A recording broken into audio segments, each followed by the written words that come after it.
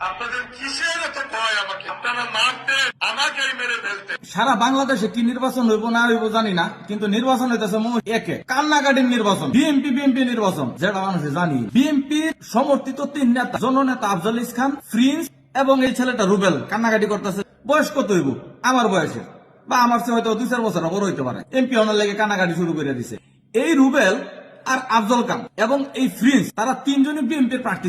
এক আসনে 3 জন প্রার্থী থাকলে দল কারে নমিনেশন? দল হিসাব কিতাব কইরা যাচাই বাছাই কইরা দলের কাছে মনে হয়েছে যে না, আফজল খান আগে একবার এমপি ছিল, 2-3 বার নির্বাচন করছে, আফজল খান প্রিন্সের তো অনেক অবদান আছে। এবং রুবেল হচ্ছে বাচ্চা মানুষ, বয়স কম, রুবেল পরবর্তীতে করতে পারবো। রুবেলের কিন্তু আবার আমাদের থানায় একটা অবদান আছে, এটা অস্বীকার করার কিছু না। কিন্তু রুবেল রোজা ফুজা ঈদের ভিতরে মানুষে দিছে শ্যামাই আর চিনি। আর প্রিন্সে আওয়ামী লীগের আমলে বিএনপির কার্যালয় যখন পুলিশে ব্যারিকেড দিয়ে আটকে রাখছে, প্রিন্সে ওই আমলে ব্যারিকেড ভাঙিয়ে তালা খুলছে। যদি রুবেলের ফাঁসার কাপড় আঙ্গায় দেখা যায় আওয়ামী লীগের শাসন আমলে পুলিশের বাড়ি যদি পরে একটা, আর প্রিন্সের ফাঁসার কাপড় তুললে দেখা দেবো বাড়ি আছে 100। রুবেলের যদি জুতা ক্ষয় ওই 1 জোর এই সেমাই চিনি মানুষেরা বিলাইতে, প্রিন্সের বিএনপির কার্যালয় বাঁচাইতে গিয়া থানার পুলিশ কোর্ট কাছারি দূর করতে করতে জুতা ক্ষয় হয়েছে 100। প্রধান কার বেশি? নমিনেশন দল কারে দিব? আফজল খানের মতন নেতারে নমিনেশন দেয় নাই, প্রিন্সের মতন নেতারে নমিনেশন দিছে, বুঝতে হইব এটাই বিএনপির আদর্শ। রুবেল ভাই, আপনার যে বয়স, আপনি তো পারতেন আর কিছুদিন পরে নির্বাচন করতেন। আফজল খান যখন নির্বাচন করছে, প্রিন্সে আফজল খানের সমর্থন করে নাই। প্রিন্সে কি পারতো না আপনার মতো স্বতন্ত্র হিসাবে সে নির্বাচন করতে? প্রিন্সে কিন্তু নির্বাচন করে নাই, কারণ প্রিন্সের কাছে মনে হয়েছে নির্বাচনের চেয়ে আমার দলটা বড়। সে আফজল খানের সহযোগিতা করছে এবং সার দিচ্ছে। বছর দল প্রিন্সের নমিনেশন দিছে। আপনি বলেন নাই নমিনেশন দেওয়ার আগে যে যারে দল নমিনেশন দিব আমরা তার পিছিয়ে আসি?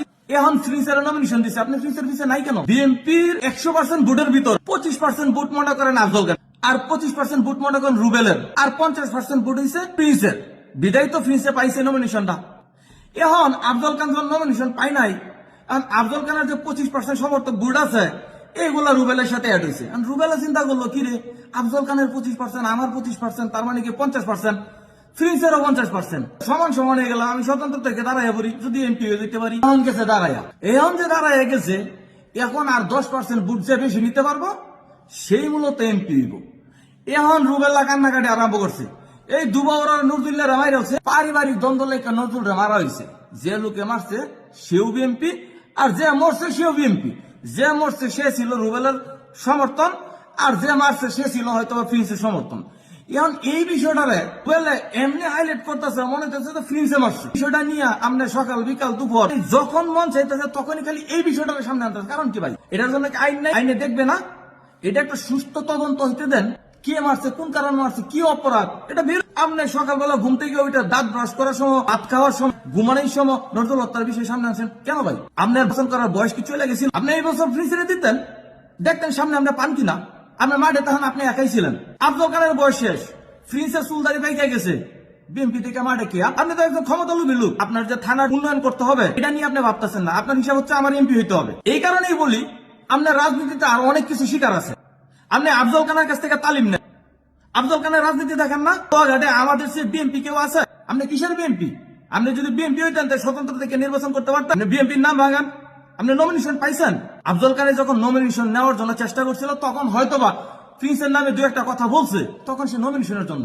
কোন দল তারা নমিনেশন দেয় নাই, আফজল খান কিন্তু চুপ হয়ে গেছে। আফজল খান কিন্তু মাইক নিয়ে আপনার সামনে গিয়ে বলে না যে রুবেল ভাই জিন্দাবাদ। আফজল খানের আপনার মতো রুবেল রে জিন্দাবাদ দেওয়ার সময় নাই। আফজল খান জানে এটা বিএনপি প্রিন্সের, আমার ভোটটাও আমার বিএনপির দিতে হইব। আফজল খানের নিজের ভোটও তো প্রিন্সের দিব। কারণ কি?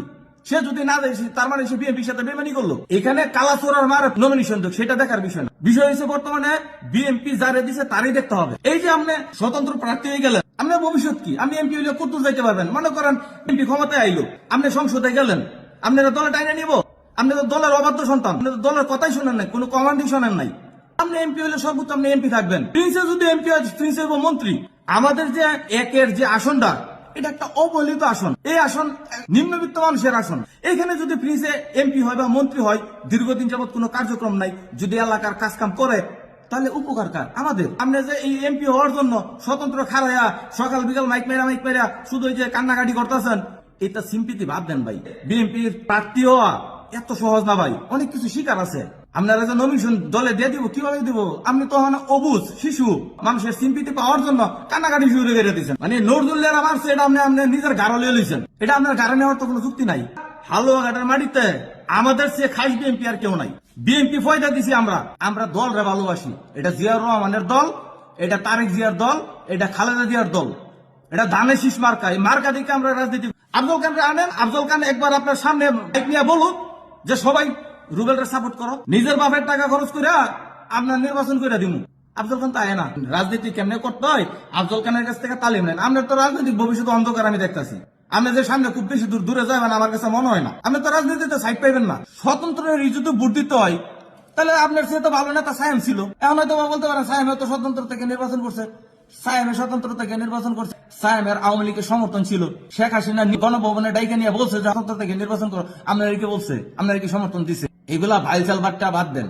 রাজনীতি শিখতে গেলে আপনার আরো বয়স লাগবে, আরো সময় লাগবে। ধৈর্য ধরেন, আল্লাহ বিল্লাহ করেন। এইবার না হইলেও ইনশাল্লাহ সামনে হইবেন। আপনার যে কান্নাকাটির অবস্থান দিকে মনে হচ্ছে আপনার একজন পাকা অভিনেতা।